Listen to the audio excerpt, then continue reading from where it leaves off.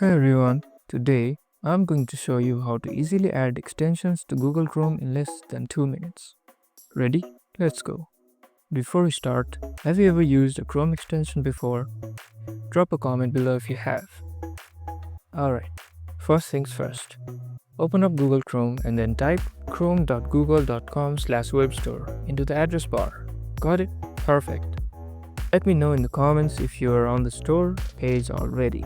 Next, let's search for an extension. I'm going to add AdBlock, but there are literally thousands of options out there. Is there a particular extension that you use? Share us below. Okay, found it. Let's move on. Now, click on the extension that you want and hit that big blue Add to Chrome button. A pop-up will appear asking you to confirm. Hit Add Extension. See that? It's installed in seconds. To check if it's working, just look up there at the top right of the Chrome.